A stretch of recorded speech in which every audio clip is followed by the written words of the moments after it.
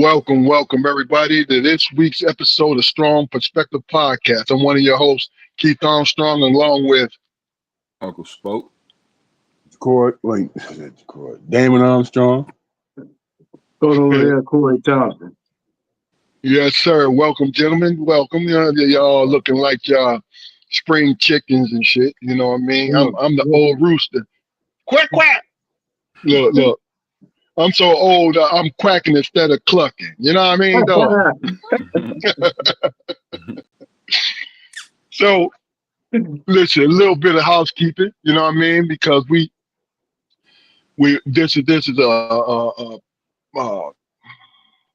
this is a passion project for all of us. And what I mean by the project, the actual project, is to have to getting on and communicating, having conversation with men and women. Is what, to me, that's the joy that I get out of this. You know what I mean? I'm gonna continue to do so because, like I said, I like to hash things out. You know, I think a lot of times people don't really what people want to do. They want to do two things. They just want to be told what to think.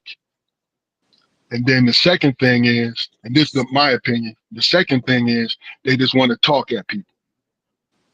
It's what they want to do. They just want to talk. They want to be heard. They don't want no resolution. They want to be heard. And I've been wrong, folks, in my lifetime. So this is why I always say this is my opinion.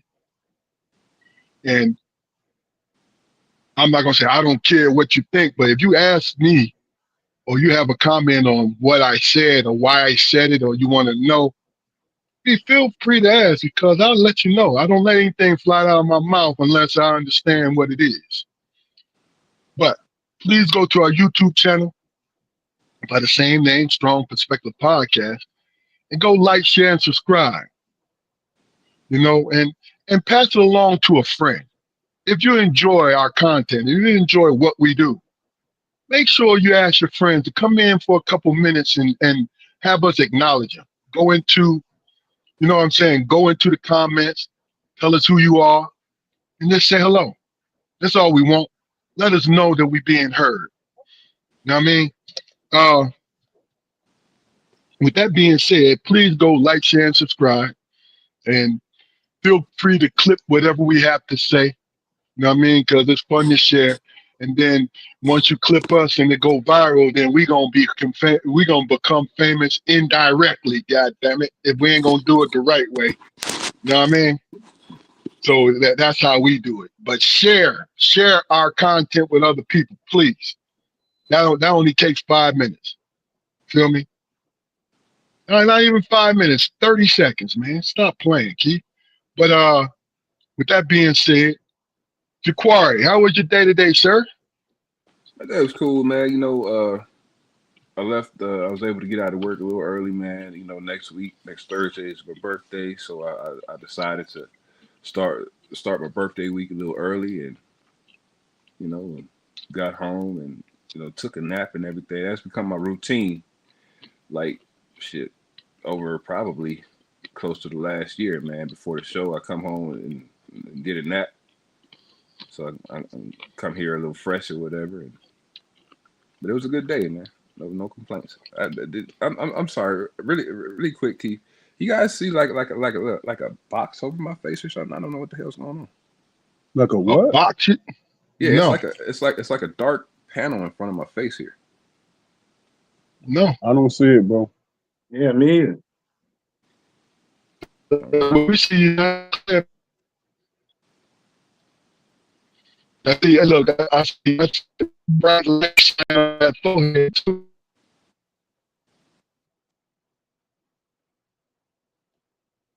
He dipped out. Left us. I'm glad he told us what he told us. Corey, how was your day today, my guy? Excellent. It goes back to what Jaquari just said. Sleep. Like the rest shit, man. I'm the most happiest when I Yeah. have nice no, I'm good when I had a good night of sleep. So day's excellent. Can't really complain about it. If I did, nobody is listening any fucking way. So yeah, Mhm. Yeah. Cool. Damon Armstrong, how was your day today, sir? My day, man, started off, I ain't gonna say contentious, but it ended up, man, hearing from at least three guys that I played college ball with, man. So damn, that's dope. loved it, catching up, kicking it, talking about the state of the country and all that stuff. So I was just glad that they contacted me. So it was a beautiful day. Good, man. I'm glad to hear that, man. I think that's why I like this podcast because it gives me the opportunity to catch up and see faces that I've known for decades, which is Right, crazy. Decades, dog. What's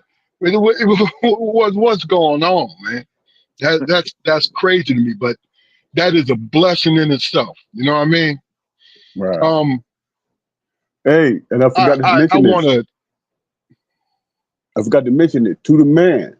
They all say they watch the podcast. beautiful thing, man. Yeah, You know, I look. I encourage everybody to watch it and I'm putting this on recording. Everybody to encourage and walk. I would need you to do two things for us. Pass it along to somebody else. I said it earlier. Have them check in into the comments. Let us know. Put us in. You know what I'm saying? Just give us something. You know what I mean? And I think we have a pretty low following. I really do. I really do. But just just just let us know that well, I was going to say, let us know we're doing a good job. I already know we're doing a good job. You feel what I'm saying? I already know it because what we're doing is having conversation. It's real. You know what I'm saying? Um, 100%. uh, let me just do this. Just have a little. I was thinking about this. I'm driving down the road in my 2007 Ford Expedition with almost 300,000 miles on it. My ride or die, my jaw, right? And I got the aux cord in, and I got my driving music. You know what I'm saying? It's the late 60s, all 70s, Mm. R&B, stylistics. You know what I'm saying? New Birth, uh, the Delphonics, Main Ingredient, Teddy Pendergrass. So let me ask you, two things. First, soundtrack to your life, right? And I'll start with me. What Mm. genre? What is it? Jazz, blues, rap? What what do you think your main music in your soundtrack of your life consists of? Out of those, all the categories, right? And then the second one, give me two or three songs that prominent that you hear in your head as you going throughout your life. You feel me? Because I personally think that everyone hears one or two songs when they in the middle of something. You know what I'm saying? When they're getting active with whatever they're doing, or when they're just chilling. So my my soundtrack is a mixture of blues, heavy with Bobby Blue Bland, BB King, right? And I said it earlier. It's the 60s and 70s love song. You know what I'm saying? I think because invoke a lot of personal feelings when I heard them. When I heard them, they take me back to those people who may not be here anymore. Those times when every time I have a beautiful reflection, the weather outside is sunny. That's crazy to me. Every time there's a beautiful, and it may not have been at the time, but every time I think about something, a pleasant memory, I feel the sun on my face. You know what I mean? So I hear these songs. So it's blues and it's those songs. And to name, it's many of them, but the name, oh shit, I'm trying to think. I can't see. Y'all got to excuse me. I know the songs, but I don't know the names. But Hey, name that song in three notes, man. I'm ready. Go ahead and sing it. Yeah. no, sir. I'll let y'all do that because you are not gonna hear me attempt to sing. But I got the songs though. All right, Luther, Superstar. That was when I was in college. When I was in college, and my NBA dream and college dream was there. Superstar had y'all remember those Walkmans, the little Yeah. thin cassette size Walkman. I'm on the bus going to the airport, and I got that in my ears, listening to Luther. That's one. Let me see. Any Manhattan song, right? I don't know their songs, but any Manhattan songs. If I'll remind y'all later when I come up with the lyrics, because right now it's a pressure thing. But any Manhattan song, right? And then last one is Teddy Pendergrass. And let's kiss and say goodbye. Turn off the lights. Oh, you talking about Manhattan? Yeah. There it is. There it is, Fluke. Thank you. Yes, sir. I can sing that word for word when it's on. All three of these songs, I can sing a word. And then I'm gonna throw Bobby Blue Bland, his version of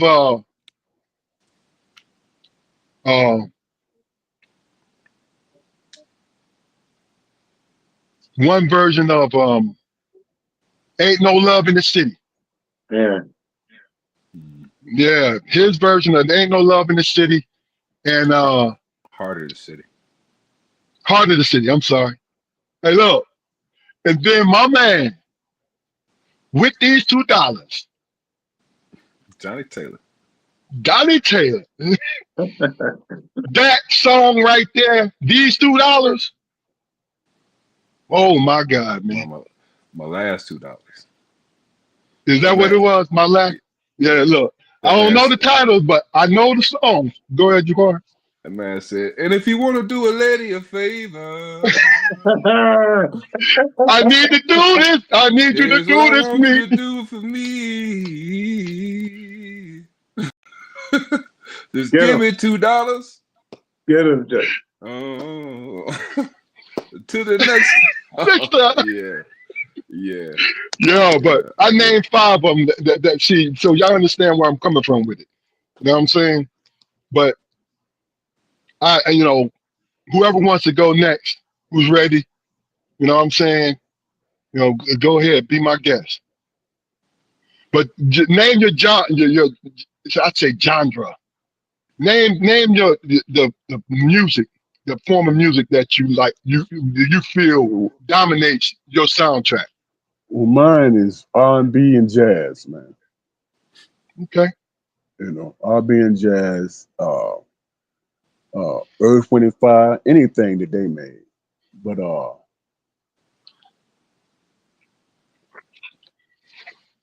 Reasons. Mm. When it comes to jazz, Westchester Lady. Bob James, Yes, sir. Yes, uh, sir. George Benson, Mm. what's that joint he made? Everything Must Change. Yes, sir. Um, Yeah. uh,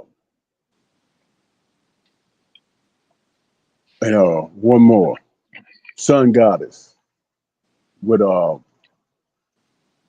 Wind and Fire and Ramsey Lewis. Mm. Yes, sir. Yes, sir.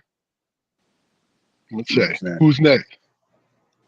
Whoa. Before you first, give us a little why, a little bit of why. You don't have to go in depth. Give us a little bit of why, because it tells a Everything lot with about who you are.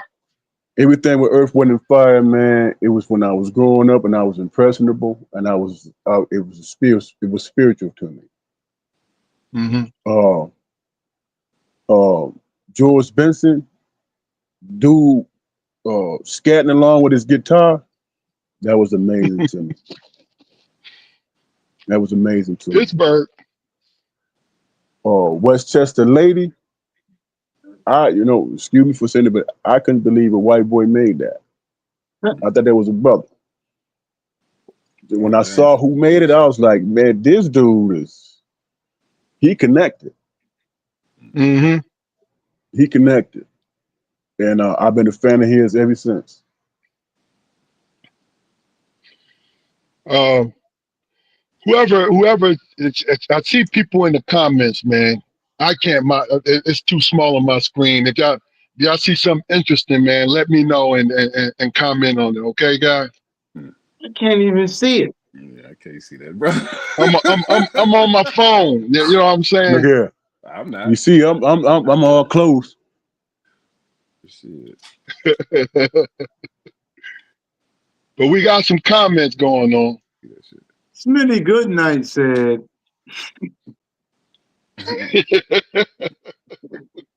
So who's next? Jaquari, Corey. I'll try it, but mine is tied to a lot of trauma, right? So I got more years than anything. Like Al Green, um,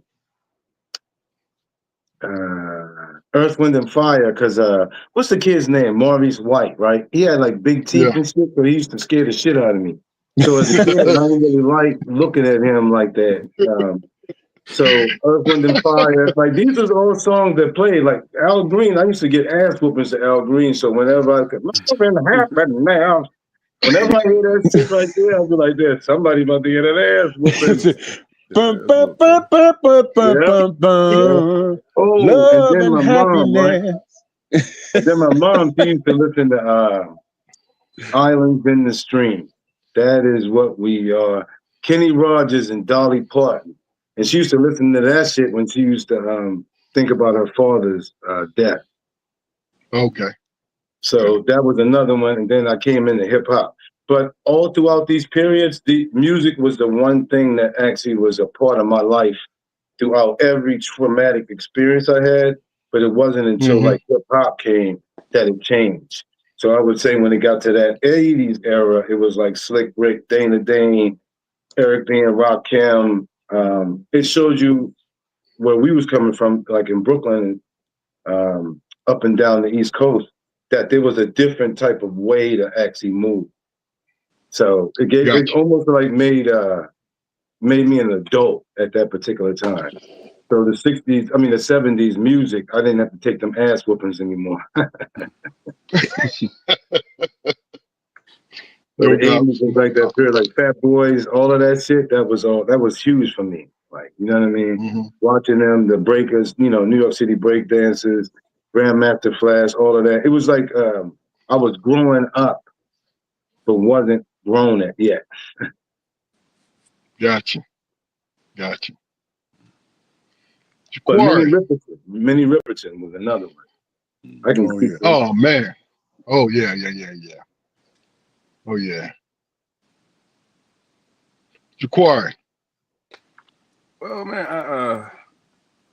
I've always considered my musical taste, to be, eccentric and eclectic, man. So I listen to a lot of 70s rock bands, man.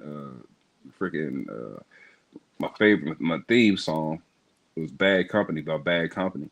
You know, because it's like a cowboy song. I always consider myself a cowboy.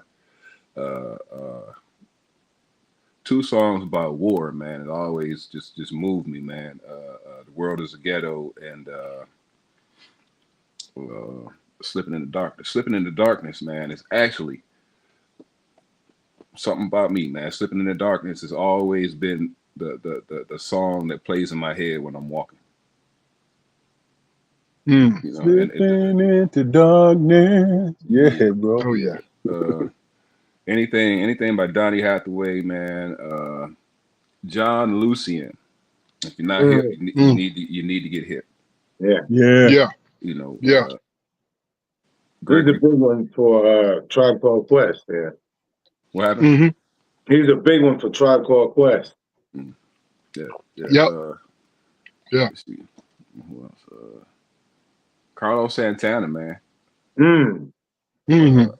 Anything he done, man, because you know, when I first discovered him, you know, I was in my young teens, and I see he was married to a black woman. I was like, wow, okay. So that I would listen to the music or whatever, and it was always it always had an African undertone to him. Now, I don't know if that had anything to do with his wife, but I appreciate it, you know, especially, you know, him being a Mexican artist or whatever, playing the music that moved me in a way that it did. More modern singer, man, that really that I'm really hip to is Gregory Porter, man. Real Oh my powerful goodness, man. powerful. Crooner. Anything that has a message that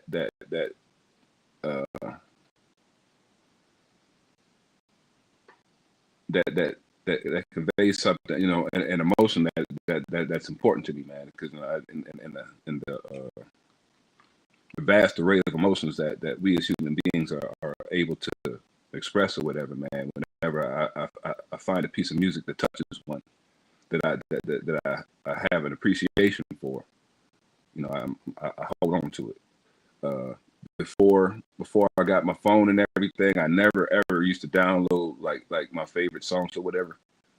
Because like when I heard it on the radio or wherever I heard it, man, you know, I would just let that feeling wash over me. But my favorite music now, I said, hell with it. I got it all now. Hey, do y'all remember, man, the Average White Band? Yep. Yeah. Did y'all know them? Oh, yeah. Do y'all know them brothers was from Scotland, man? No, I didn't know Right. They from Great Britain, man. It blew my mind when I found that out, man. That was the 80s. That was the 80s era in New York where hip hop and punk rock and the British sound was big. Yeah, Malcolm McLaren. He had all these different people at that particular time, and we was dressing up. Everybody's like moving. You know what I mean? Depeche Mode. Motherfucking Yeah. Oh, You know, A Love of Your Own. Cut the Cake. Yeah. Pick up the Yeah. I think also I didn't touch on it, but another favorite part, and see, here's the thing, I love all the roots reggae because it's emotion. Yeah. Like, you know, when we was young, and dance hall was what it was, man. You know what I'm saying? Yes, it was what it was. Beanie Man, you know, Bounty Killer, you know what I'm saying? Buju Banton, you know what I'm saying? But then I started really appreciating the roots. The Ja'Quari was the one who really just, because I had heard them, right? And we went down to Black Bike Week one year, me and Ja'Quari. We rented a van. And Ja'Quari had, because he was at Central at the time, Ja'Quari had 2 Capleton CDs. Yes, sir. And he popped them shits in, man. And Jaja City came on, and I'm like, oh, who is this? You know what I'm saying? Look, it was the first version and it was the remix. And Jaquari, I said, man, keep that. It was on the whole 3 days we was down there. That's all. It was blasting out our van. You know what I'm saying? And Capleton, like I said, Buju Banton, there's a lot of them that I listen to when I work out with my spirit. Now I listen to rap music when I work out. That rap strength music that is on my streaming service, right? But when I really want to get into it, I throw Capleton in. I throw Buju Banton in. And I get at it, man, because it's spiritual. You know what I'm saying? It's spiritual. It really is. Now that you say that, bro, have y'all ever watched Al Jarreau do Take 5 live? Yeah. But he was going to be one of the people I named as one of my favorite. Yeah, man. Al Jarreau, man. Al Jarreau is a legend. Yeah. You know what I'm saying? That A legend. when y'all get a chance, watch the video live when he's singing Take 5, man. You know what I'm saying? That is really that's a spiritual journey, man, because he's so deep into it, man. He just take you on a whole nother plane, man, with it. Man, my kids used to laugh at it because they're like, man, what is he having a fit? I said, no. I felt that way about what's his name, Crocker, when he used to actually kill so. Joe. You know what else is like that? And look, what's funny was his shit used to fuck me up because you have to listen to what he's saying, and I'd be like, yes, sir. Yeah. He's killing it. Yeah. Bobby McFerrin, man. Yeah. I was just about to say that shit. Look, here's a little I was getting ready to say, right? but look. Hey, Flu. Hey, guys, listen to this, man. This is so funny because that just popped in my mind when you said Al Jarreau. Yeah. I was loving Bobby McFerrin, right? Till Public Enemy. Chuck D said, "Don't worry, be happy." If I sing that, slap me right in. I was like, "Oh shit!" And what it was he pointed out, like I heard what the man was saying before. I was just a fan. I just loved what he was doing, right?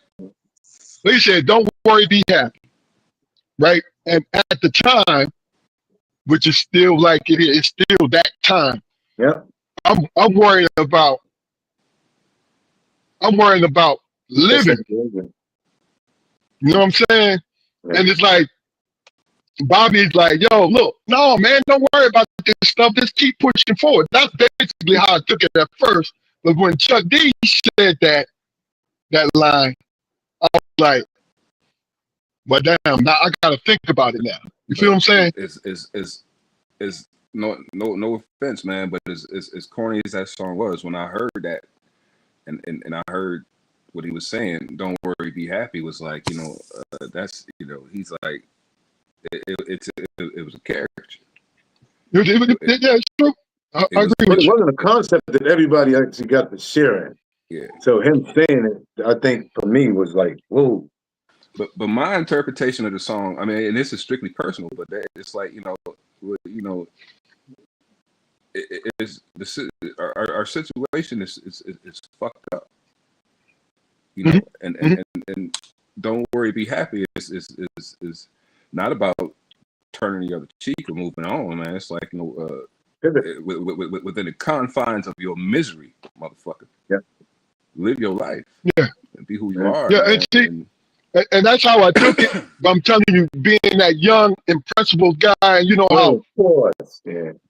You know how Public Enemy hit me because that was really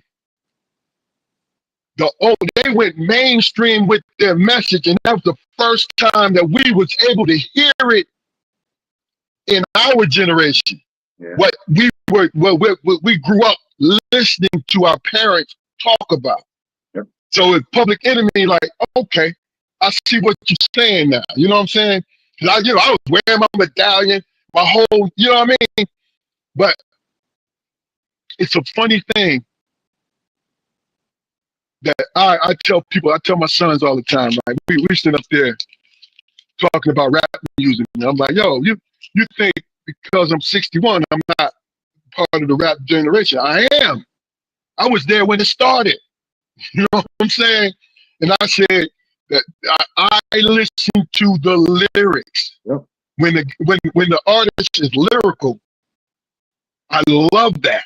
You know what I mean? Even in the newer artists, if you're lyrical, you know what I'm saying? Because my thing is, I went through the phase of gun toting and all of that, you know, and that's that young shit. You know what I'm saying? But then as you go, because it's like, to me, in our generation, I always thought it was entertainment. That's all I ever looked music as. You know what I'm saying? As far as rap music, when NWA and different folks like that was talking about that, right? When they were talking about what they experienced, right? But also, I knew that they threw an artistic license on it too.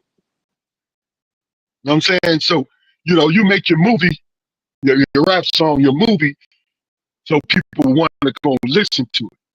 But then it became, that's all that was being played. You feel what I'm saying? That was all that was being played. It used to be a variety. But then now it's, you know, you're looking for a message in the music, and you can't find it. I mean, it's Remember when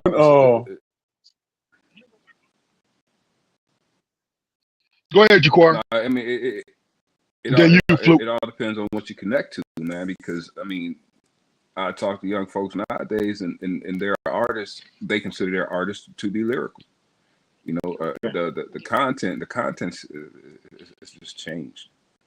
You know, but when I play stuff that was lyrically important to us, you know, they hear it and it doesn't resonate. Don't resonate, even though, you know, is politically inclined as our you know, as the lyrics to our music was, and they're living basically, you know, in the same times and experiencing the same things. It just doesn't resonate to them. I think partly because, and Luke, what was you going to say? No, I was just thinking, man, you know, because we knew we was born in the 60s, man, and grew up in the 70s. So we was hip to the Black Power movement and all that stuff, man. What solidified it for me was Public Enemy, man. I remember being in Pittsburgh, Keith, and we was all just hanging around, and I think it take a Nation of Millions to hold us back came out. The brother was walking across the street. He was across the street walking. We said, "Hey man, did y'all know Public Enemy came out with that new It Take a Million?" Everybody that was standing there walked down to the record store, and everybody was copping that joint. You know what I'm saying? Everybody was walking around with African medallions on. You know what I'm saying? All that. It was a real movement. Now I understand what you said, Jaquar. You know, it affects them, you know, at their age and time or whatever. But Public Enemy and Queen Latifah and Poor Righteous Teacher and Karis Vaughn, they incited a movement that everybody was locked into. You know, that culture. Yeah. You know, and my point is, I'm glad that I had a chance to experience that when I was growing up, listening to Isaac Hayes and, you know, all those guys. I didn't really get it. Shit. You know what I'm saying? I ain't get it, but Public Enemy solidified what I was listening to back then. You know, Fight the Power, all that. You know, I was like, wow, Good. okay. Before you go, I want you to go, Corey, but you brought up the master, Isaac Hayes, Yeah.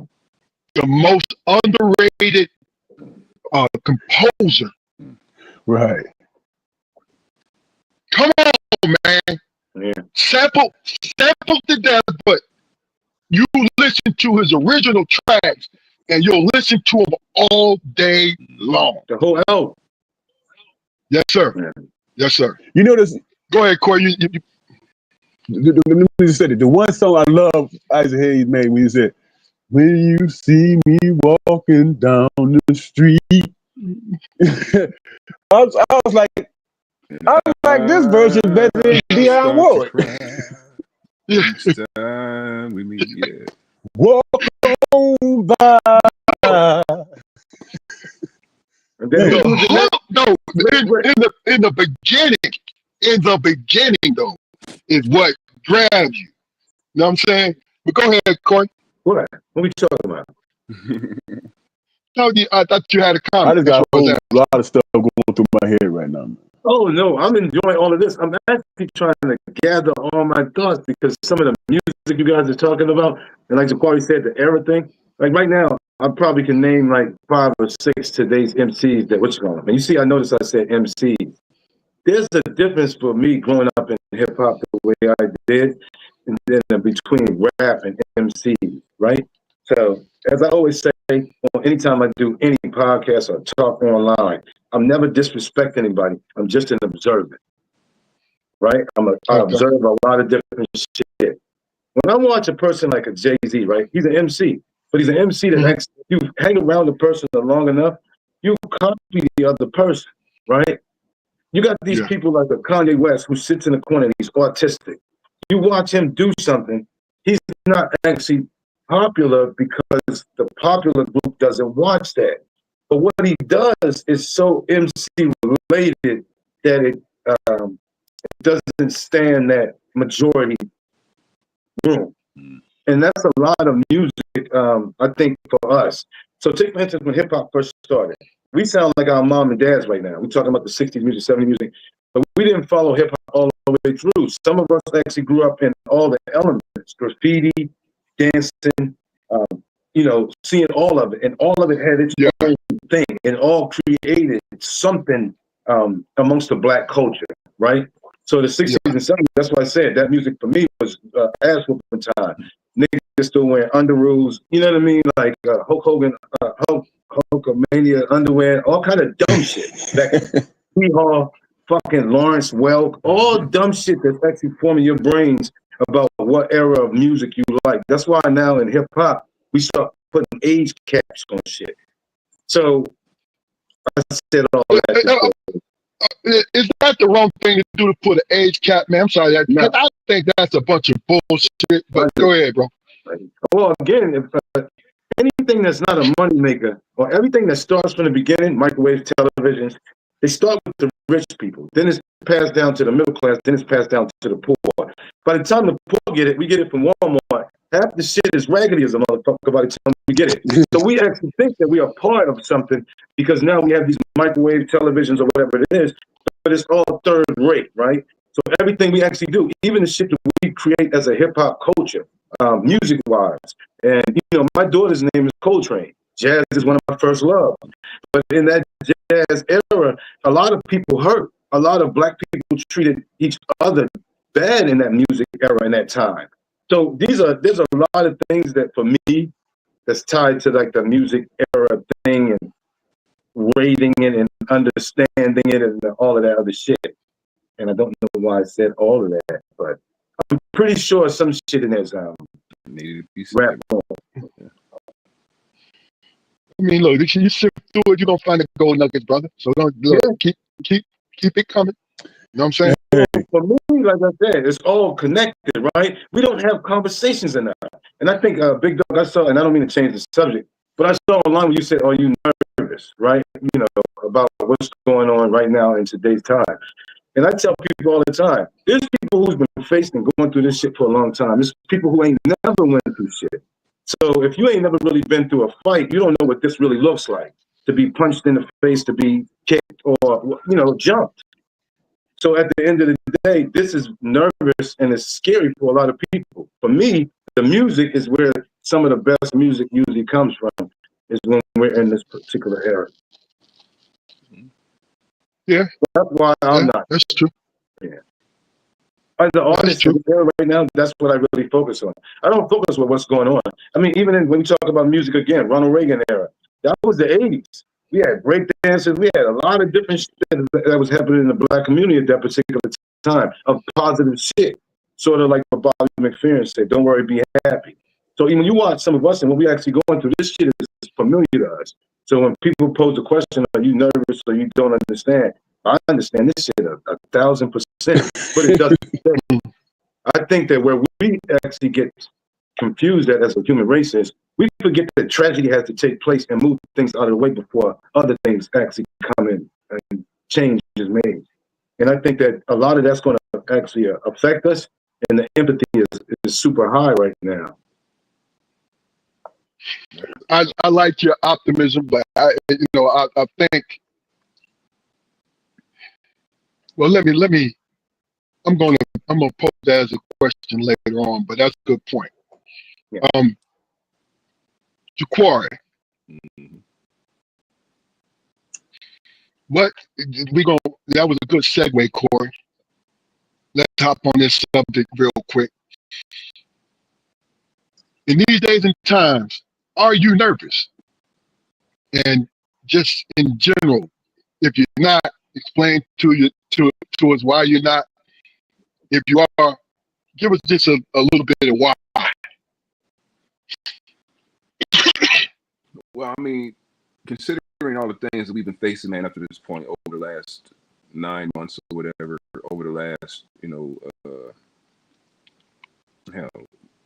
few years, man, there's a tinge of nervousness. There's a tinge of nervousness. There is, because you never know what you're gonna face when you wake up in the morning. It's always something different.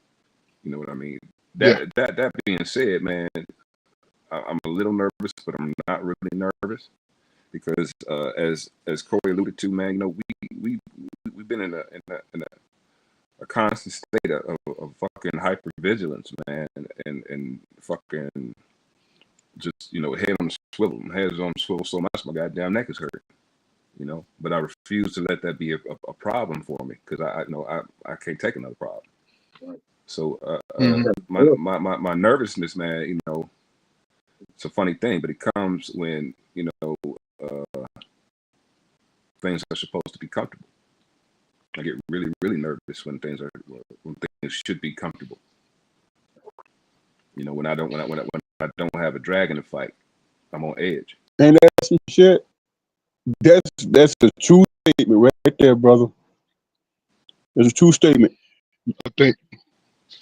Y'all remember when Trump was talking about going into Chicago? He said we got to do something about it because they were born bad. That was a trigger in my mind. Hey. Okay, Damon. I explained to you earlier that's low-hanging fruit. I want to know about you. What makes you nervous is obvious, and you're well-versed in what's going on. Give us something else about what's going on, what you see in your everyday life. If you have any concerns, any nervousness. I don't have any concern, bro. I'm a man of God, man. Once I turn my life over to God, all my worries dissipated, bro. I'm able to recognize, I'm able to see where the enemy is. You know what I'm saying? And I've been prepared for that my whole life. My whole life. Okay. What's changed? Ain't nothing changed. You know what I'm saying? You just took the hood off. And you up front with it. I was like, okay, there you go. It's about time. I always saw you there lurking. I know how to navigate the bullshit, bro. So I'm not nervous about a damn thing, man. Because I'm a man of God, I know where I'm gonna wind up at. I did my You know what I'm saying? Anyway, go ahead, bro. Corey, do you want to follow up with anything? Because you started Oh it yeah, off, man. But so do you want to follow up? yeah, my bad. Yeah, I'm always nervous, but I'm never fearful. I'm always nervous in the sense that whenever we're introduced to something that we have not experienced, we have all these superpower like opinions about things. But then when we look at our regular lives, like you know what I mean, like fear is a soul concept. So when we watch what's going on right now, I think for me also after like reading The Art of War so many times, this looks so familiar. It's really about the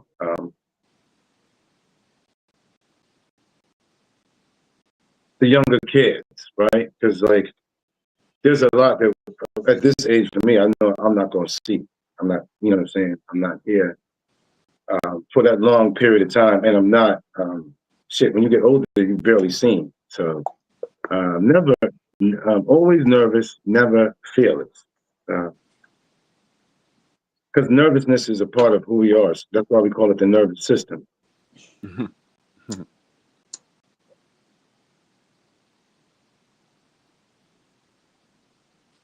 Okay, so I'm trying to do something real quick, man. So y'all be patient. Yeah, Can y'all still hear me?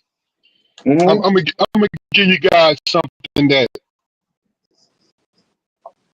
I'm gonna give you guys something that part of the reason why I even came out with the nervousness part, right? And mostly what it is this: being the age that I am. I love saying at age 61. I love that. You know what I mean? I love it to death because I'm blessed to be here. I know some beautiful people who didn't make it. Good people who didn't make it. You feel me? And I'm glad. I'm glad that I'm here to speak on it. So when it comes to being nervous, the nerves that I have has more to do with the love I have Yeah. for people. My sons, my sons, my wife, my nieces, my nephews, my brothers. You know what I'm saying? My extended family, my aunts, my cousins, my uncle. You feel me? To be there. That's my Yeah. concern more than anything. It because see me knowing that I've always been a problem solver, knowing that you know I've always strived to really and truly make sense of this. Excuse me, I'm speaking in general when I say this because I think there's more. There's at least 10 times, and that's a low estimate. 10 times more good people than the fucked up people in this world. But the thing about it is we're so focused on evil that we can't unite as far as the good is concerned. So that's where my nervousness comes from. You feel what I'm saying? Where we are being distracted, whether it's a conspiracy or not. But bad news travels fast. That's that's a cliche, but it's always said bad news always travels fast. And a lie was supposed to You feel me? be dispelled with facts, but now we see that facts actually don't dictate truth. It really doesn't. So now it makes Damon, just like you.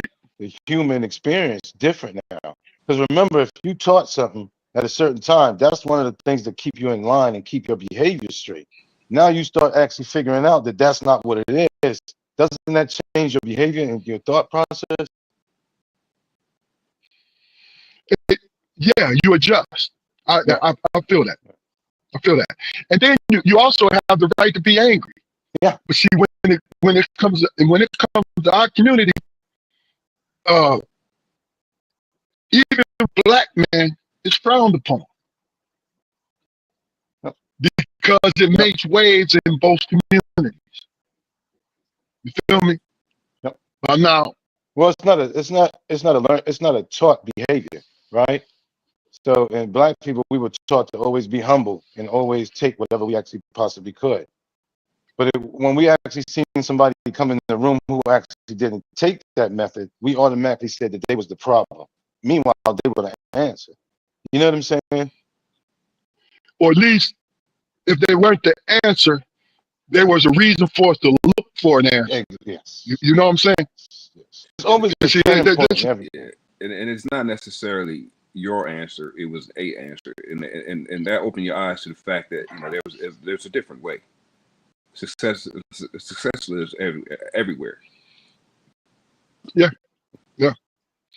You know, I think I always look at it this way: the difference between team sports and individual sports.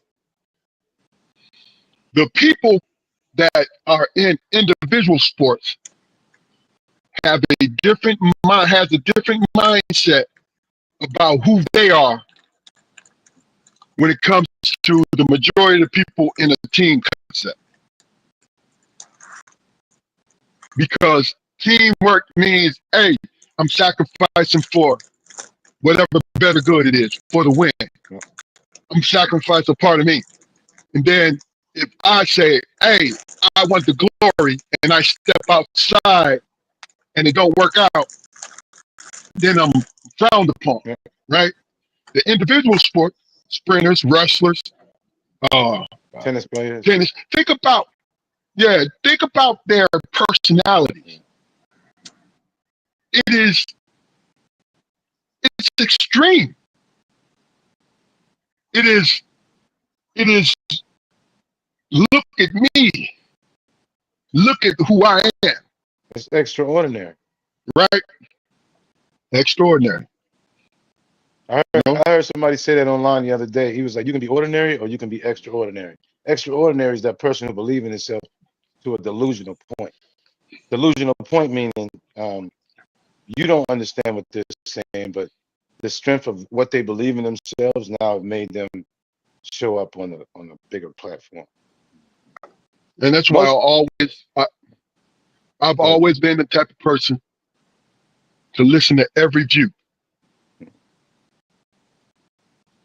I have disciplined myself to say, even though we going smooth, business aspect, we making money, right? We're successful.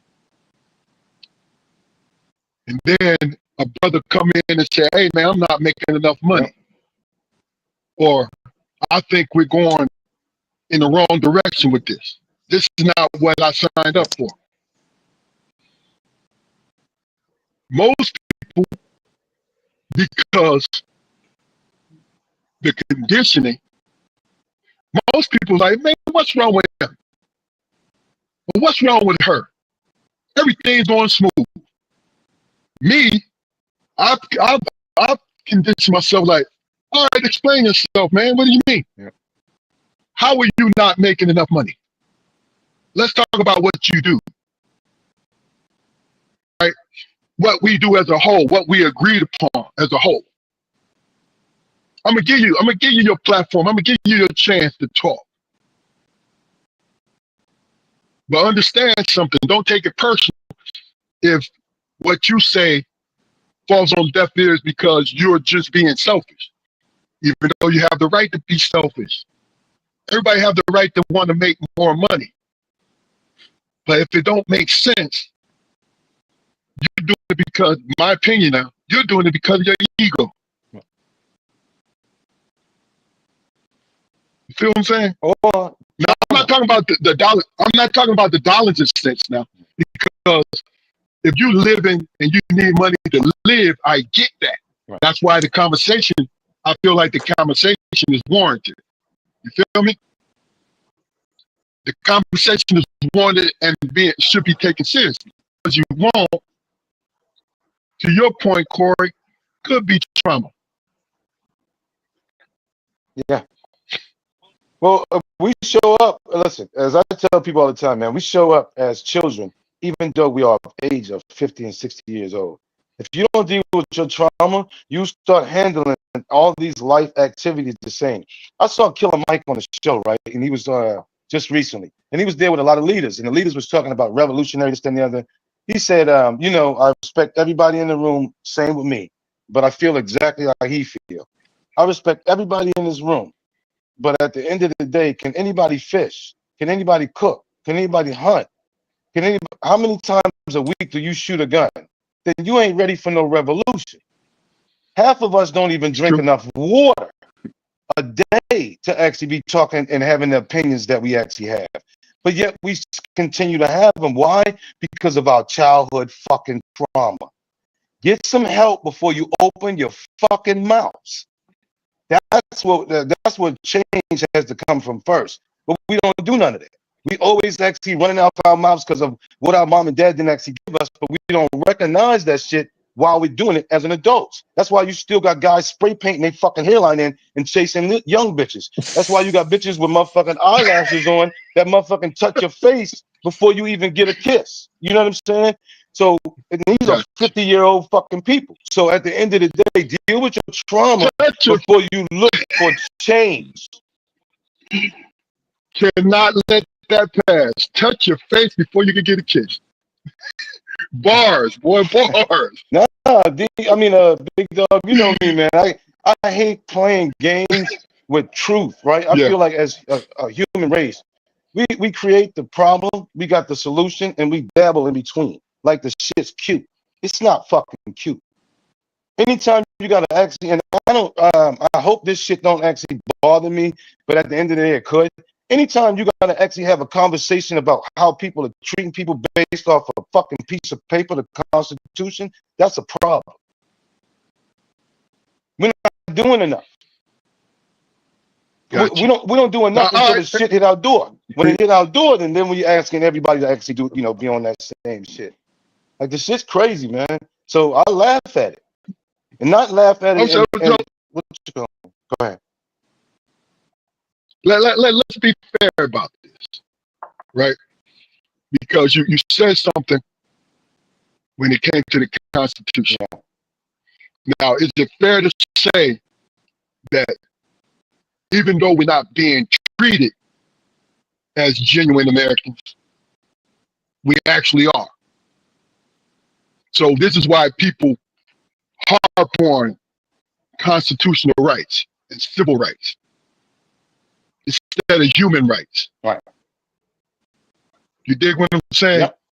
Because the civil rights movement was a beautiful thing because it galvanized. It galvanized everything. But if you really look at it, that's what they were only willing to do. Yep. Because there was human rights violation. They was only willing to give us rights to sue motherfuckers. It's called a pacifier effect. Now It's called a pacifier. I'm oversimplifying it, but my point is, if you really and truly paid attention to your history class and you're about that business, right? If somebody says human rights, but you saw that Lyndon Johnson gave us civil rights, and this is not downplaying our heroes of the past, because they put themselves in danger all the time. But I think the problem, and Damon, you had that look on your face, so I want you to comment.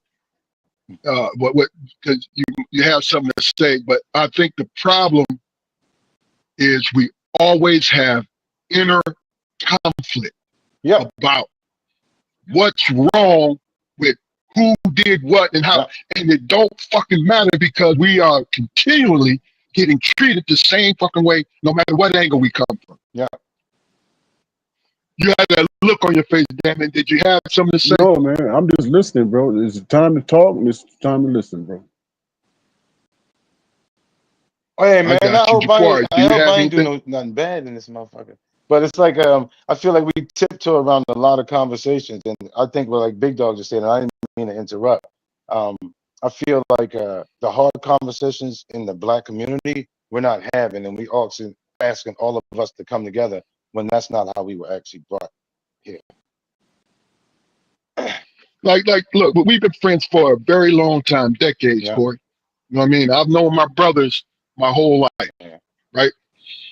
And the one thing I can honestly say is I don't agree. Like what you said today, some parts of it I don't agree I with. agree. Yeah, Not I got you. because not because I think you're Yeah. wrong. No, I think that your experience has you taking a hard line on shit. Like I lost my patience. I'm sick of this stupid shit. No.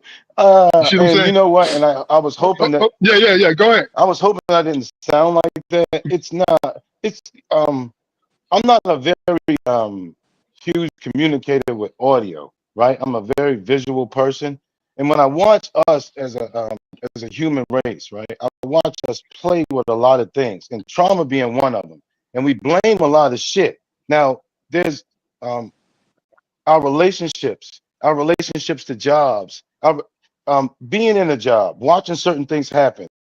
What I've done is I've accepted what they are. So when I speak, I'm speaking from a passionate place, but also an awareness place, right? An awareness place of we don't pay attention enough. Just like I said before to a friend of mine the other day, when you go to a bank, you don't see any white security guards standing in the front of them, right? Same way when you go to a grocery store in a neighborhood. In that neighborhood, it's usually a white manager in that black neighborhood, but everybody that work in it is black. And these are all, again, as Big Dog said, these are experiences I encountered. They don't make me any type of way. They just show me that life is real, right? It's the same way I told my daughter and a friend of mine the other day as well. I said, it's amazing to me and um, diabolical that a person can have a child, be excited about them, that child can grow up, something can happen, and that child can kill them. I find that extremely fascinating, right? And that has nothing to do with how we were raised or anything to that manner, right? It has to do with our food, our water, and again, this is just me, speaking from my thought, as Big Dog said, my experience. You can't tell me that I'm living healthy when we live in a world where our soil is polluted, our water is polluted, and our skies are polluted. So how am I supposed to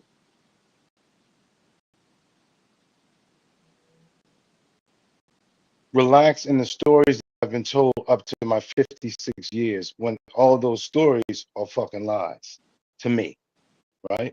When I actually start to really dissect them. When I take my trauma and what I went through with my family and the other, like I always say, acknowledgement and then learning who you are will lead you down the path of understanding, right?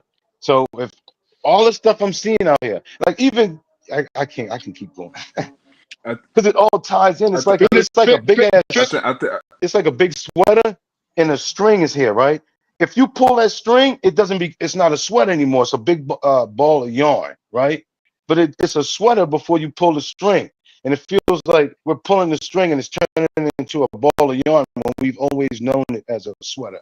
but just because it's changed its form doesn't not make it what it is. It's still a sweater. No, a ball, yeah, but it started as a ball of yarn, but no one told us that. That's my point. But If someone would have told me that it's okay.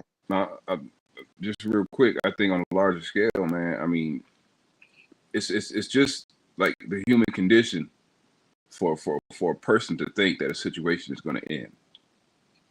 You know what I mean? And for us, once we've been fighting the same shit for 200 years, and it's never getting any better. Yeah. You know, you get frustrated. Yeah. So you fly off the handle and you say shit that you really probably don't really wholeheartedly mean. But you find yourself having to reinforce that stance because that's what everybody wants. Everybody wants you to stand on what you say. But You yeah, and me? for you to walk it back and say, well, shit, I said that out of anger and frustration. He's speaking in general, Yeah, man. yeah. He's speaking in general, Corey. Oh, gotcha. No, yeah, not you, no, just Yeah. in general. But isn't it incumbent upon all of us to understand that we have a purpose, man? Yeah. And what we decide what we're going to stand on, not out of animus, but just your own personal feelings about your humanity. Yeah. Isn't it okay for you to speak your mind and say, "Hey, man," it says in the Constitution, "Don't tread on me. Don't tread on me." It says that. You know what I'm saying? Free speech. Oh, Oh, and let me say this too, guys. I'm not against it. One of the things that I always say is I'm all for every law, but make that plain. If you telling me we playing NFL football, make it where I can score a touchdown. Stop stopping me from scoring a touchdown because of my skin color. That's but it. but So everything that every law we follow, this, that, and the other, do I think there's some benefit to them? Definitely. But when you actually start taking away from something, it's like even in school, right? So if me and Jaquari is friends, but every time Jaquari comes in his locker, I'm stealing books out there, right? Jaquari's gonna have a problem with that eventually, right? So eventually, it's the same thing that we're going through now. Why does it take so long for us to be heard in the problems that we're facing? No one else is facing them. So it's not that I'm upset or what you call them. It's just that's weird. because And I a know weak why. because a weak person, because they're insecure about themselves, would try to Yeah. stifle your anger and your stresses and turmoil that you're going through, because it makes them uncomfortable. So you have to parse your words and all that stuff this to make them feel comfortable. But guess what? Where wisdom comes into play. Understanding the fact that you pissed off. Understanding the fact that you were treated bad and expressing how you were treated is what it is. Yeah. It's what it is. 1,000%. You don't have to parse your words on that. You know, you were being treated wrong, and you are entitled to be able to express that. That's the whole concept of what freedom of speech is. You know what I'm saying? But like they say, the angry black woman. She angry for a reason. My people have been persecuted. You know what I'm saying? But they want to turn that around, which is corny as hell. Yeah. Which is corny as hell.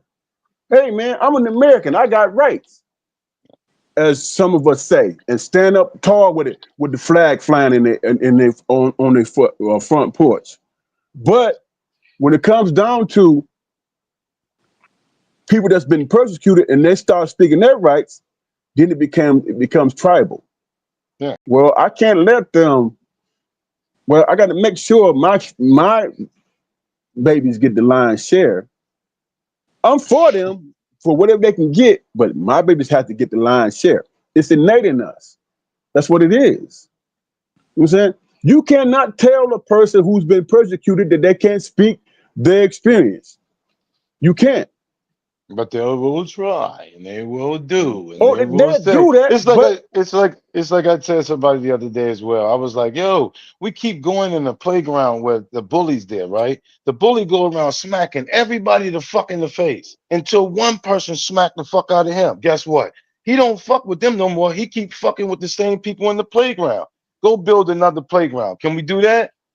You know what I'm saying? Can we actually try to do something different? And even that's actually looked at and frowned upon. So as well, I they said still before about the nervousness and being they scared, never scared. Go ahead. they still gonna try to infiltrate because Yeah. I it's mean, we're like beautiful. That's one. what We're are they thinking? beautiful. Shit. Yeah. What are We're they thinking? beautiful.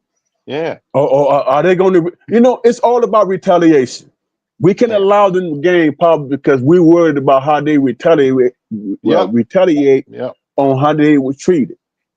Playground. You know what We I'm saying? don't ever grow up. We still do the same shit. As Said, soon as the motherfucker said my president's black and said nanny boo boo, they couldn't wait to get in office and turn that shit right back on us. We And he grown was the ass most. fucking children. and he was the most affable president in history. Yeah. He was Rodney King. Can we all get along? You But know, it's a testament to our society, though. I mean, you compare Barack Obama and Donald Trump. Okay, every success, and this is a blanket, a generalized statement. Every successful black man that I know and have experienced has had to go through all the channels, all the official channels, all the backroom channels to find that success. Can't necessarily say that about our white counterparts. Okay, there's so much. It's the truth. No, So I say it's the truth. You go ahead. No, I'm just saying so many situations of nepotism and I'm washing your back and you washing mine, and other aspects of society or whatever. But when I see a successful black man, I it's a picture in my mind of the work he had to put in, or a black man or a black woman, the work they had to put in, the work they had to put in to get to that point. Now, whatever they do with it once they achieve it is entirely up to them. But I do appreciate the journey, because we have had to dot all of our I's and cross all of our T's in order to find success, and everybody ain't always had to do that. Say that shit again. So here's the crazy thing, right? Two things. I was talking to this old head. Two things this old head told me. The first was, when a black man or a black woman displays, excuse me, fellas. When a black man or black woman displays nepotism, the person who it offends the most or who has the biggest outcry is, well, I agree with this now. This is what he said. Is another black person. Yeah. Right? But he sees the nepotism of his white counterpart. He complains. She complains, but she's not outraged. Then he said, you want to know why? They have that knee-jerk reaction towards our community, their community, and the other is because you don't have enough of us in power to show us what nepotism looks like. Like, simple. Now think about this. What was we talking about with the Sanders family? They were talking about nepotism, right? They harped on it.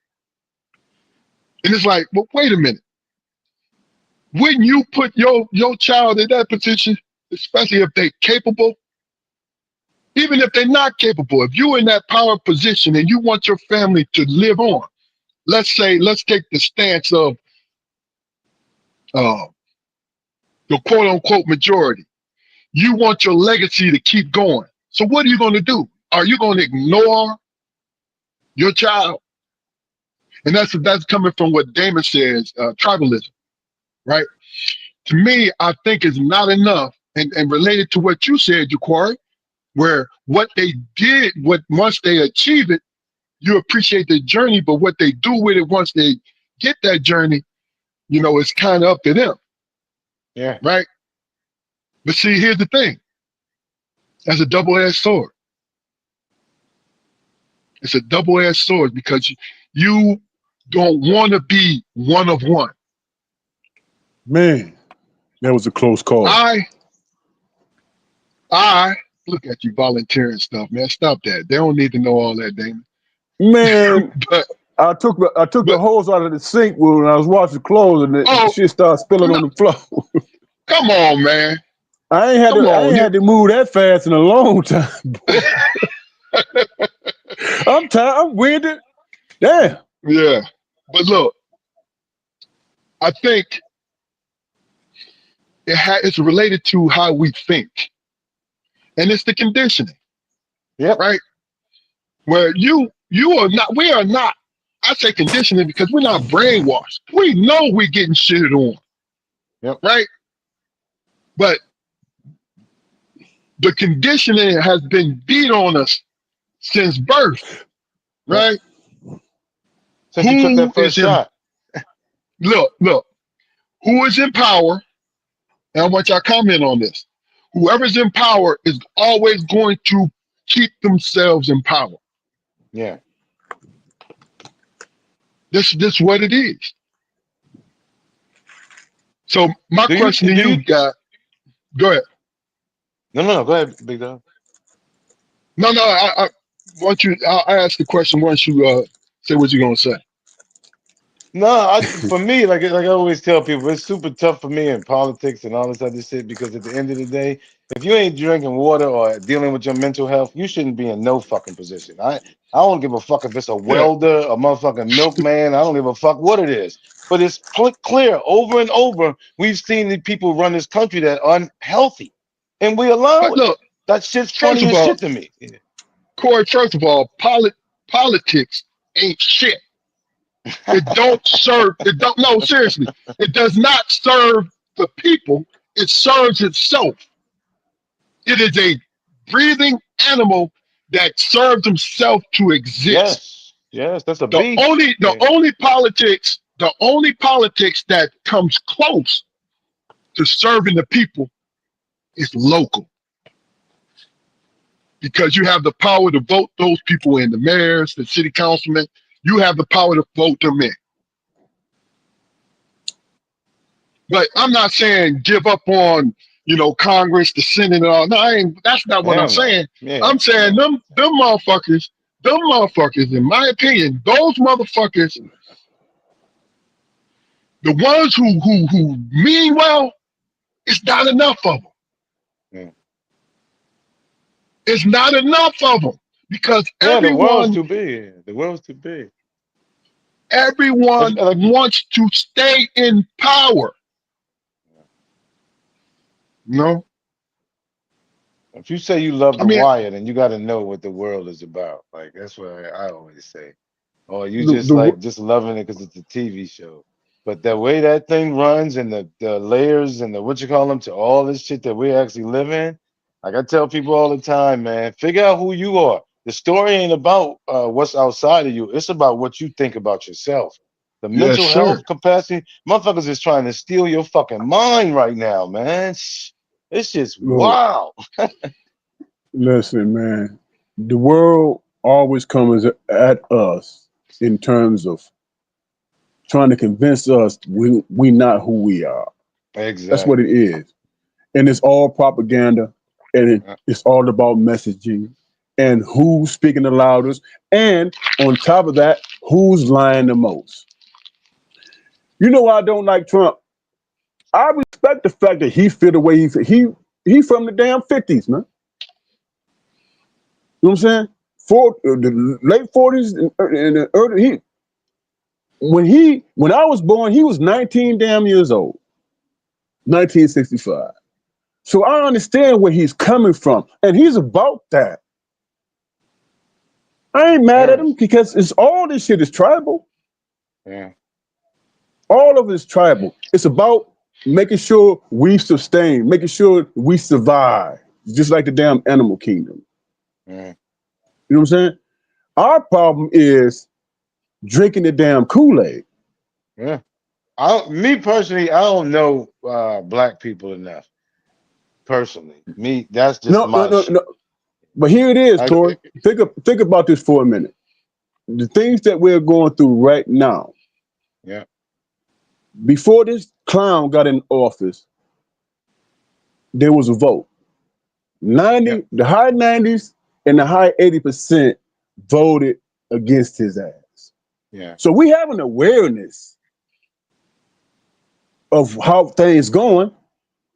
What's happening now is that it's being laid out. And that's the best thing that can ever happen to us, because now we know who to deal with and how to deal with them. You know what I'm saying? And that's where the fear dissipates. It's like, okay, this is what we're doing. Okay, then we have this resource over here. Y'all have that resource. Us as African Americans, and I hate to use us as black people, we generate $1.6 trillion in this economy. Yeah. That's what we do. Our problem is not them. Our problem is us. Yeah. You know what I'm saying? We decide where we spend our money. We decide what businesses we start, all that stuff. We could be absolutely separate from them. Yeah. But we don't do that because we believe in the bullshit that's being fed. Well, this Yeah. is democracy. What's happening with democracy now? They don't even follow the Constitution anymore. You know what I'm saying? Yeah. So it's not about no civil war or none of that bullshit. It's about your dollars. Yeah. That's what it's about. Yeah. And for Because me, that's where the humanity come in for me. Like at the end of the they, day, if I got, like I told somebody the other day, if I got $100 million and my peoples don't have that type of money, I got to be able to give it to them how I want to give it to them, not see some people that I don't fucking know because I want to give some money to somebody who's less fortunate than me. That shit is all bullshit to me. Like I tell people all the time, you can tell me about whatever program there is. There's a thing called humanity. There's if I got 8 apples and this person got only 3, they only got a couple days. You telling me I can't give those apples to somebody else? And if I do, now I'm being looked at this type of way now? Okay. I got it. Like I tell people all the time, never upset. I just want to that's why I love that this podcast with the strong perspectives and grits and eggs. Because at the end of the day, it's a conversations that not being had for me personally. And so that's why these platforms they inspire me. I'm not great at words. Like Big Dog said, a lot of this is my personal experience, but it's back experience. So it's no real feelings about it. It's when I sit back at a job and I watch how people being treated. Like when you come to somebody and that's been there for 13 years and you tell them to train somebody who just came in because they're gonna be your manager, that's goofy. That doesn't make any sense. You're not giving this other it's person an nepotism. opportunity, and then we go in the back and we'll actually talk about it and we'll say, well, yeah, they might not be up. And now here comes your fucking turn to go through the same shit. Now you want somebody to speak up for you. What is it called when it goes like this? Oh, shit. Oh, I'm forgetting what it's called. you But talking about nepotism and that cycle of what we actually go through. I don't know. The nepotism part, like I always tell people, fuck what everybody else think. At the end of the day, it's like the microwave and the TV thing. Nepotism been around for a long time. So now all of a but sudden, because my kid is getting it, is a problem. Same with dog fighting. Dog but fighting been around a long time. we are convinced that we can't play the same game when we actually can. Oh yes, yep. You're absolutely We right. actually can. Yeah. You know what I'm saying? Yep. Then they start, But fear. the most ridiculous thing I've ever heard in my life is reverse racism. When that statement came out and they was running with it, I'm like, what are you talking about? That don't even make sense. But they kept repeating it and kept repeating it until people who felt like people who was actually getting shit on in the same time was like, but yeah, what about that? That guy, DEI. He got this job. Everybody in this country know that if a black person get a job, a high ranking job, Yeah. they went through all kind of scrutiny. But these clowns and these racist people want to convince people that no, they got it because of the color of their skin. No, that didn't matter. Not only did that person get the job, they had to wait 20 years to get it, number one. And number two, overqualified for it. Overqualified for it. But the problem is that their voices speak louder than ours. That's what the problem is. It is about power. Who's in power, man? Yep. You Yep. know, I don't give a fuck how loud their voices is. If that person who's in charge don't want to put them in position because they don't like each other more than we don't like them. Yep. You understand? But if you trying to keep your power, if you dislike a motherfucker, but you know that motherfucker is going to follow you Yep. because you gave them something, you put them in position. Yeah. It's what it is. Here's the point I'm making. Like how they define woke, how the right define woke.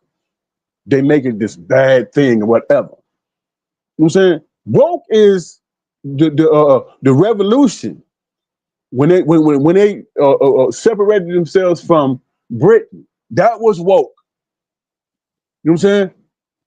When the abolitionists said, you know, these black people are human, that was woke. You know what I'm saying? See, that's the thing. That's the thing, Damon. You are absolutely right. But that they make that a bad word because it's fucking with the power base.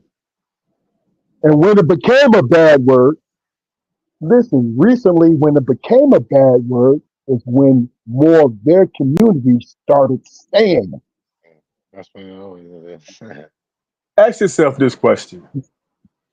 If they try to weaponize the word woke and you say, and you give out the true definition of it, and you stick to that and you put that out, this is what woke is. What are you talking about?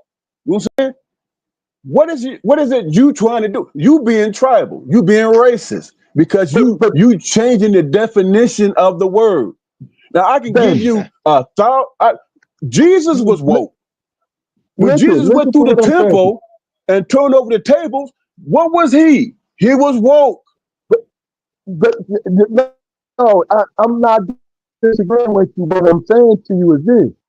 When they talk about woke, they're not talking about us because we've been saying it for a long time.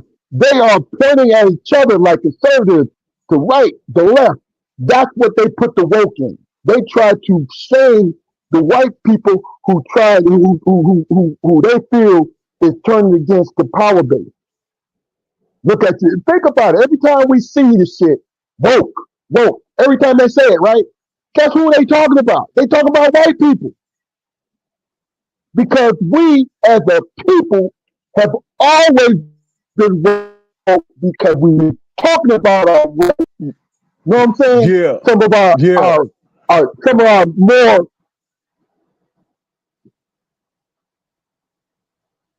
Go ahead. What you say? How do you combat froze, that? big Because dog. who's the face of it? Though? Yeah. Who- Exactly. I don't. That's my point, though. That's my point. I mean, I understand what you're saying, bro, but who's the face of it? It's always a black face in there. So you have to stay true to the term, the meaning of it. You don't allow it to be hijacked. Oh, and this is not a debate with you because I want us to slide into another thing because I wanted to answer our question. Yeah. We can't get stuck on semantics because what you just said was powerful and enlightening for someone who's never understood what woke was because you spoke the truth about it, right? But it is really being used as a distraction to embarrass any black man, black woman, or white man or white woman who wants to fight against the power base. So guess what you did? Oh man, that's a bad word, woke. You know what I'm saying? So my thing is this. So you want to deal with semantics, man? Then you state the fact that, man, you sounding like a clown because you don't even know the true definition of it, or the work that was put behind it. What are you talking about? Explain yourself. Now, if we You know what I'm saying? had And these then you can get off platforms, into the nuanced argument of it and talk about, oh no, that man got that job because he earned it, because he's more qualified.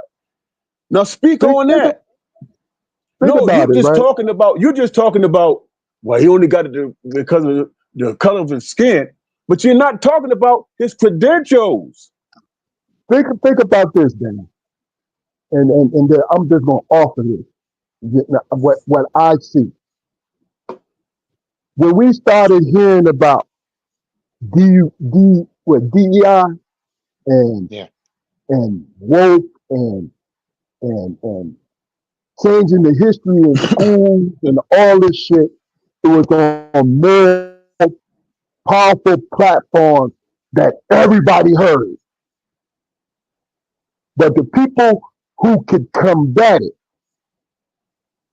weren't on as many platforms to communicate. Maybe on social media, but I'm talking about your television on the main news sources.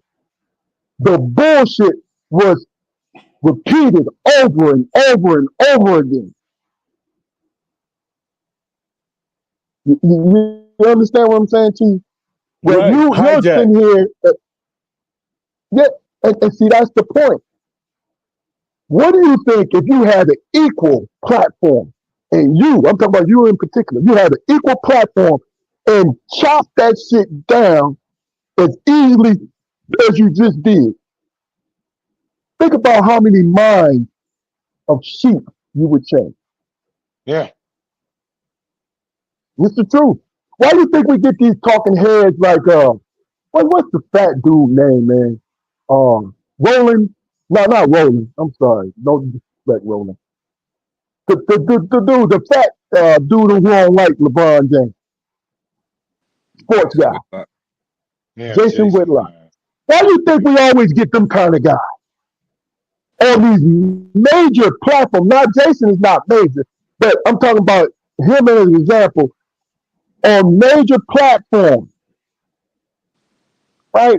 Talking that stupid shit, So, bro, let me fallout cut shit, you up. I'm trying to because understand. it's being portrayed, it's being shot out to the mainstream to give them an easier path than actually doing the work. It's just my opinion. I ain't hear the You know what I'm last saying? couple of points you made, bro. But I'm just trying to figure out what points you're trying to make, because I'm saying Damon, something as simple. I'm saying it's can you hear We me? moving up. Hey man, it's time to move on, man. You understand? You understand? Corey, did y'all hear what I said? Because I want to make sure it was heard on you. Yeah. Mhm. Okay. Because I all definitely right. want to move on. We can move on. We can move on, bro. We can move on. Because you and I are not disagreeing, Damon. Yeah. You know what I mean?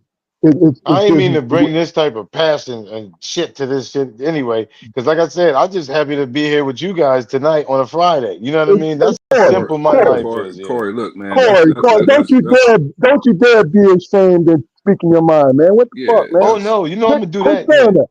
Yeah, well, Yeah, you quit know saying that. that then. Come that's on, what man. I it's. got you. Yeah, that's what it's for, man. You've been cooking, bro. Go ahead and cook. Yeah, you know what I mean? You and Damon been doing your thing. So, all right, last thing. We're going to lighten it up a little bit. Yeah. We're going to lighten it up a little bit. In your recollection, in your life, right? Say when you was 15 years old, what did you want to be? 15? Think about it. I'm going to let it marinate a little bit. I'm going to give y'all a little bit of perspective on it. 15 years old. Whether it's through trauma, whether it's through good times, Yeah. whether it's through anything. Yeah. What the fuck crossed your mind of what you wanted to be? Y'all get me? I'll go Yeah. first. I'll go first. No bullshit. I used to sit in my bathroom taking a dump, and I would go into the medicine cabinet and grab different fucking underneath the sink also. Grab different chemicals and mix them shit and watch them fizz and all that shit, right?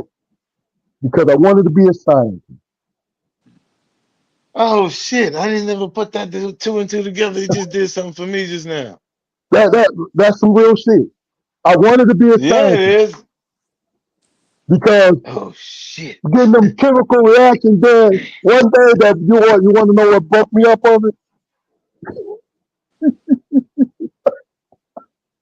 What you say, big dog? When I, Choking. look, one day I got broken up from it. You want to know why? Right. Because I mixed Bleach, Bleach, and what was it? Bleach and Ammonia. ammonia inadvertently made motherfucker. I'm so glad it was diluted, but made motherfucking chlorine gas. That bitch. I was getting right with it. I said, "Whoa, this is not the one." I poured it in the damn sink. But yeah, at 15, that crossed my mind. You know what I mean? Being a scientist. Who want to go next? And folks in the chat, please please comment on this because I'm curious to what you guys want it, and just let us know who's up next. You know, at 15 years old, man, I really wanted to be a Las Vegas lounge singer. Okay. Oh shit. That's dope as shit. How the fuck did you actually think? I mean, that's just what it was, Oh, and I don't know. I mean, maybe some of that came from trauma, man. But you know, No, man, I wanted to be a performer. You know, I wanted to be in that's front. so dope because it's like almost a movie-esque. I'm seeing all movies of my childhood in my head and to see where you going with that. Yeah. Damn, that hey, shit's crazy. Corey don't know that you can sing, but go ahead. Well, Oh I mean, shit. just being able, man, to be and just to hold that attention, man, because Yeah. as big as I was when I was 15, I didn't think that a lot of people paid attention to me. You You know was what I singing mean? at 15 too, Jaquan? All the time, man. You know, just in the shower, just fucking God around or damn, whatever. man, that shit is crazy. A loud singer. Mother, you ain't old enough to say that. That's some shit your parents be saying. "Ah, you know, I always wanted to be a lounge singer." That shit is Yeah, ill, though. That shit is yeah. ill. I see my parents, I see grandparents. Like that's like Like the a epitome of like the black era and like oh yeah. afros and like Yeah, mock necks and Like a damn. yeah, like a smoky room, man, and everybody, Yeah, yeah, yeah. like, That's my guy. Yeah. yeah. Damon, Damon, at 15, what'd you see yourself doing? Being honest, if I'm being honest, not being a disappointment, bro. Mm. Mm. Damn. But that's a good answer. But you Wow. did stick a pin in the good times, bro. But go ahead. Go ahead. Well, Follow up for me. I I think said, that's a no, real statement, though. Yeah. go follow up with what you said. You said you didn't want to be a disappointment. Why would you feel that way?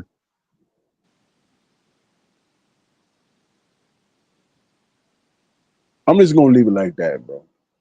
I just didn't want to be a disappointment. Yeah, I think I've done that.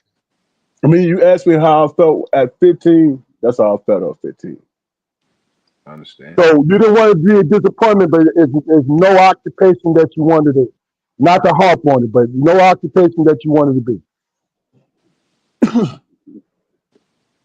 I didn't have time to think about that. I got you. I feel you. I didn't have time to think about that. My only concern was not to disappoint.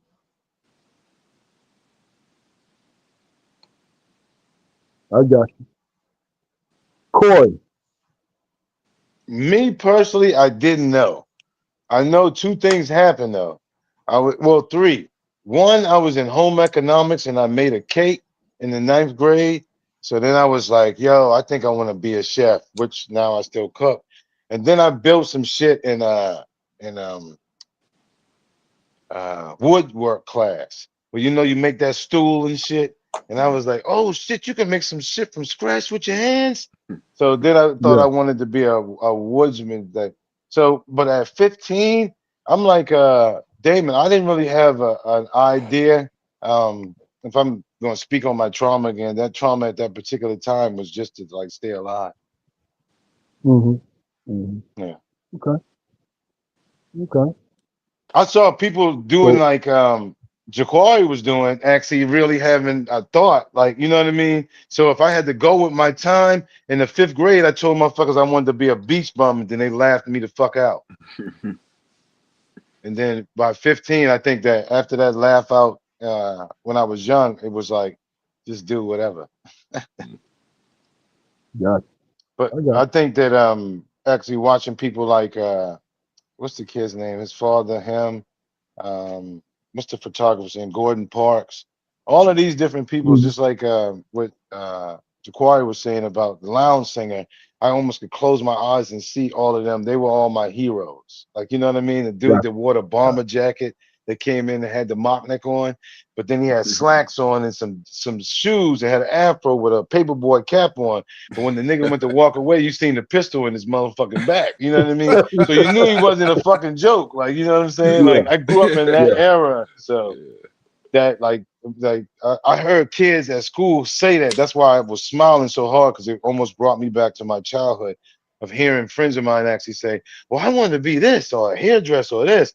And at the time when the neighborhood we growing up in, you can't say shit like that. Oh, bitch, you want to be a bum, huh? Look, No, that's the black neighborhood. one thing that I understood was when I was growing up around the people that I knew, is not give a fuck what somebody else's opinion about me was. Yeah, Because yeah. I wanted to be people like that. when you're around other kids, they have not lived long enough to give you any kind of support Exactly. unless you were the cool cat. Yep. So Yep. I had to learn in the hard way because I wanted to be accepted by the group. But when the Yeah. group didn't show me, it wasn't trauma, it was just human nature. The group didn't know Yep. how to support each other. Exactly. So what I learned to do is not give a fuck what you got to say. Yeah. We still good people. There's no animosity, but fuck you. Yeah. And I'm going after what I want to go after. And God, I'm being honest, family. I had to hold on to that. Because when my mother and father gave me hope, I did not let that fucking hope go. Yeah. And I See, and made that, sure I made sure my brothers understood, hey man, there's gonna always be hope. yeah. You know what I'm saying? Let's hold on to it together. You know what I mean? Because if Yeah. I tell my sons all the time, hey, the most important person to support you is you. Yeah.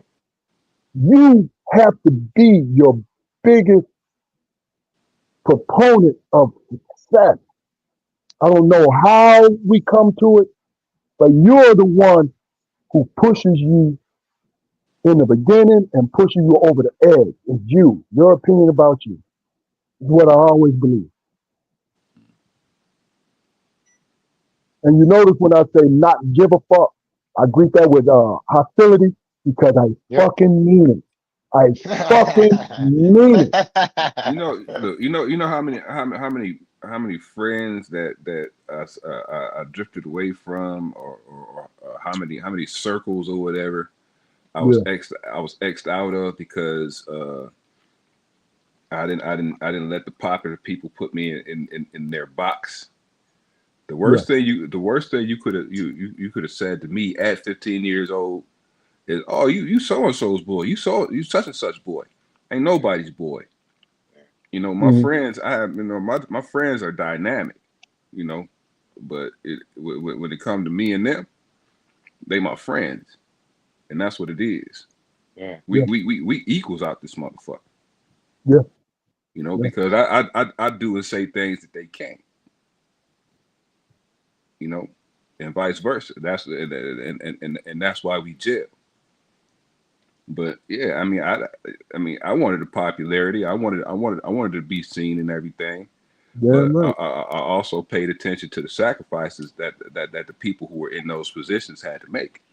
Exactly. Yeah. You know, I didn't want to be out there, you know, representing somebody else or representing something that didn't meet my standards. So I had to go it alone a lot. Hmm. But within that space, man, you know, I became the man I am today. You know, That I took me a find. minute. Yeah. Yeah, I Yeah. mean, it's supposed to. It's It's supposed to. Yeah. supposed to, brother. When something like when Yeah. you know when it's a difference between a collection and a curation. When something is Oh, collected, I think in life also when you grow up with trauma, you end up living in survival. So it's like it wasn't until I was almost 35, almost 38 that I started to learn what living was versus just survival and being strategic all the time. That's from meeting people who are privileged, right? They don't have to worry about half the shit that we have to worry about. So at the end of the day, they move at a different pace. And I was like, that shit was throwing me off. So it's just like everything that we talk about on even on strong perspectives. It's like you hear these different perspectives, but I never experienced them. So it's like this euphoria of new experience, even at 56 years old, if that any of that makes sense. mm, Yeah. All right, well, look, last words of the day. Then I'm gonna let you gentlemen do what you do. Stay, be successful. We start with you, Damon. What's your last words of the day? Find in peace, man. Find in peace, and whatever God you worship, bro. You know what I'm saying? Ask for answers, and eventually it's going to come to you. Okay. Corey. Drink some water, take a shit, get some sleep. Yeah, that's real. Whatever It's order you really want to put the motherfuckers in, but do those three things. And get a matter of fact, get rid of the hate that's surrounding your heart too, man. Because that's the thing that's killing you the fastest. it is. Or get you a Or really, laxative and shit. You say what? What you say, Dave? What you say, Dave? Get you a laxative and and feel good about feeling Yeah, good because you emptied out. You know man. what I'm yeah. Listen, saying? I And gotta tell feel people good. Look, what look. Andre 3000 said. He said you got a brain and feet, and in between ain't nothing but feces. So how the fuck you smart as you And are? that's hey, that's the truth. You are Yeah, what you that shit's eat. leaking out. Nigga got leaky gut, Uh, all kind of You shit. are You what you smart, eat. motherfucker. Yeah, You yeah. get mad at a motherfucker because you constipated and shit. yeah, yeah. There ain't no way to I shouldn't have live. ate that cheese, man. I shouldn't have ate that cheese. I knew I shouldn't have ate that cheese. Then why'd you eat the cheese, nigga? Why'd you eat the cheese? It's so good. It's so good. The cheese know that, but your stomach don't. Yeah, yeah. You know what I realized about myself, man. At 60 and 2 months, I'm realizing about myself. I'm my worst enemy. Me, not anybody else or anybody Yep, else's opinion. Me. that's that right there. Damon, You know what I'm that's saying? I think that's the I'm biggest my quote of the worst year right enemy. there. Yeah, same here. I can be upset about what somebody say, but do they really know me? Yep. Don't even take the opportunity to try to get to know a motherfucker. Nope. Just have something to say. Yep. You know what I'm saying? Take control of your life, man. You know what I'm saying? Yeah. Purge the bullshit. Ask Yeah. God to show you the way. That's No what it doubt. is, bro. No doubt. Jaquari, last words, brother. uh, Corey, Damon, you guys was cooking tonight, man, for real. Keith, always a pleasure. Good job, brother. I thoroughly enjoyed the conversation tonight, and I look forward to the next. Until next time. No My doubt. God. That nigga Last Johnny word. Carson. That's the black Johnny Carson, nigga. What the fuck? Look, let me tell you That's My something, deep, man. God. man. Last 'Cause word. I see how you That's done my your homework guy. with that too. You was listening to that brother. You was listening to him. I appreciate that, bro. Real talk. I think, and then here's my last word. What I started to practice was, and I saw this on social media somewhere, and really and truly, when I hear something that's good, I'm on it. Man said that I used to wake up with anxiety every day. Mm, He said some anxiety I had no power over. It was just how yeah. life was life, right? But then Yeah. there was some anxiety that I created. Yeah. Then he said, what I started doing is sitting on the side of my bed and replacing each one that I could replace with a wonderful thought. Yeah. Yeah. And I can say I started doing this a month ago. Yeah. And I can truly say the majority of my days, the anxiety that, because I'm an overthinker, the anxiety that I felt, and this is elementary, man, this is easy. The anxiety that I felt throughout the day, I didn't have Yeah. because it was the things that I could control, they was replaced. Yeah. They was replaced. Yeah. You know, it even got as simple as this, man, and not being graphic, but you know how when you first discover masturbation when you're in your early teens, the first time, how you felt, ashamed and good at the same time. Damn, bro. You went No, there, boy. no, I'm saying No, there was I one ain't time fucking that with you. I replaced that You know what I'm with saying? something. You feel what I'm saying? That's all. This is Shit, an I I forgot. wasn't example. ashamed. I wasn't I ashamed forgot. at all. Bang, bang, I bang. wasn't either. Smack. I wasn't Smack, bang. either. The hell you talking about? Hey, Court, mind your business, goddamn Yeah. You fuck around and look, you fuck around and Mind open the your door too business. fast, I might catch you. Gang, gang. Nah, man. Hey, Fuck look. But out of I here. forgot. Yeah, that was a real joy killer. Somebody knocking on the door while you trying to take care of your business. Fuck. Look, Come in. Look, being come Hey, in the at your youngin', own man. risk. I Look, forgot to being the say this. youngin'. I Go forgot to ahead. say this, man. I remember one time, man, when I first got out of college, trying to find a job, trying to put that degree to work. My dad just got off work. And he walked in. He say, "Son, what's going on, man? Talk to me." I said, "Nothing." Oh, he said, "Man, tell me what's going on with you." And I proceeded to tell him what was going on with me, and all that stuff. And he said, "Is that how you feel, son?" I said, "Yeah." He said, "Then do it, goddamn it, and don't have me walk in this room looking at you, looking that way ever again in life. Mm, Do it." mm. And then he went out. Then he walked in the kitchen, got him something to eat, sat down. The hell, you sitting here? Go out there and live life, man. Yeah.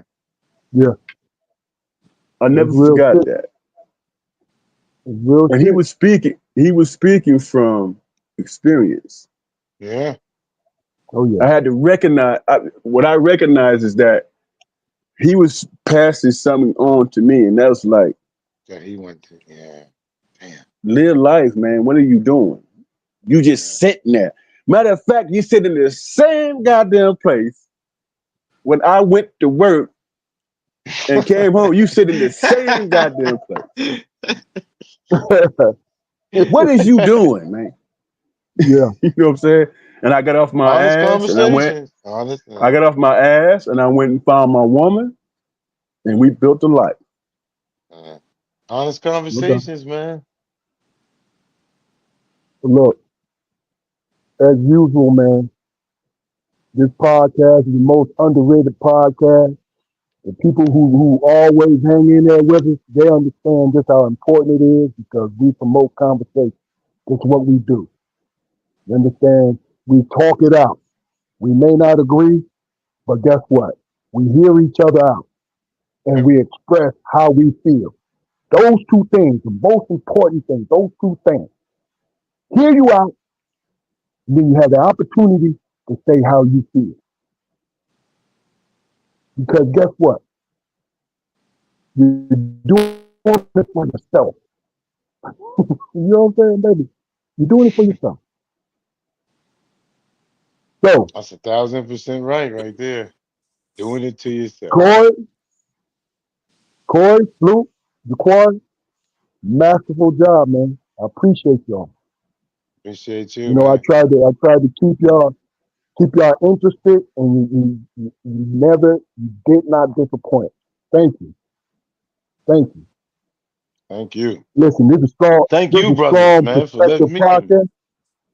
Yeah, this is strong perspective podcast. Go to Appreciate our you, brother. YouTube channel. Go to our YouTube channel. And folks, when you see this down the line, you saw it today. Let people know we're on Subscribe every Friday at 7:30. And if we every change it Friday up, at we'll let 7:30. you know. For the last 3 years, all right? Go to our YouTube channel, like, share, and subscribe. Tell them, look, have your people check in with us. Just check in and say what's up. You ain't got to stay long, but guess what? If you stay more than 5 minutes, you're gonna be hooked. Yep. That's what it is. It's a strong perspective. It's that ambrosia. But this is Strong Perspective Podcast. Y'all enjoy your weekend. Enjoy your if you're off on Monday. Do your thing, Jaquari. Enjoy your week, brother. Enjoy your week. Happy birthday. I'm gonna call you on your birthday. No But happy doubt, birthday man. right now. You know what I'm Congratulations. saying? Happy birthday. Hey, I ain't gonna be with you, bro, but I'm gonna celebrate you. No doubt. Appreciate No doubt. This is Strong Perspective Podcast. Have a beautiful weekend, everybody. you. Peace. Peace. Basis. Bro, how